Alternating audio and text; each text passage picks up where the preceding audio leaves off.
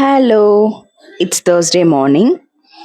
தூத்துக்குடியிலேருந்து கோயம்புத்தூருக்கு வந்தாச்சு. Wednesday night வீட்டுக்கு வந்துட்டோம். ஸோ நெக்ஸ்ட் டே மார்னிங் எதுவுமே இல்ல. ஸோ காலையில ஹோட்டல்ல தான் தோசை வாங்கிட்டு வந்திருந்தாங்க. ஸோ பிரேக்ஃபாஸ்ட் வேலை முடிஞ்சுது. லஞ்சுக்கு அன்னைக்கு பருப்பு இருந்தது. பருப்பு குழம்பு வச்சுட்டு பொட்டேட்டோ ஃப்ரை பண்ணிடலாம் அப்படின்னு சொல்லிட்டு வச்சுட்டேன். லஞ்ச் எல்லாம் சாப்பிட்டு முடிச்சுட்டு அதுக்கப்புறமா அண்ணி இந்த சுண்டக்காய் கொடுத்துருந்தாங்க. ஸோ அது எல்லாத்தையுமே க்ளீன் பண்ணி வாஷ் பண்ணி எடுத்துட்டேன். ஸோ டக்குன்னு அதை கையோடையே ஒரு புளிக்குழம்பு மாதிரி வச்சுட்டோம் அப்படின்னா அதை ஊறுகாய் மாதிரி இல்லைன்னா நம்ம தொக்கு மாதிரி கூட யூஸ் பண்ணிக்கலாம்.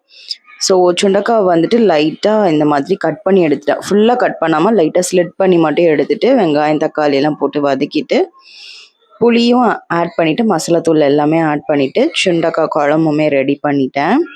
ஸோ அன்னைக்கு சிண்டு கேக் கேட்டிருந்தா. ஸோ சிண்டுக்கு ரோஸ் மில்க் கேக் வாங்கிட்டு வந்திருந்தாங்க. ஸோ அதையும் சாப்பிட்டுட்டு அப்படியே ஈவினிங் டைம் ஸ்பெண்ட் பண்ணிட்டு இருந்தோம். வீடியோ பிடிச்சா லைக் பண்ணுங்கள். பாய்.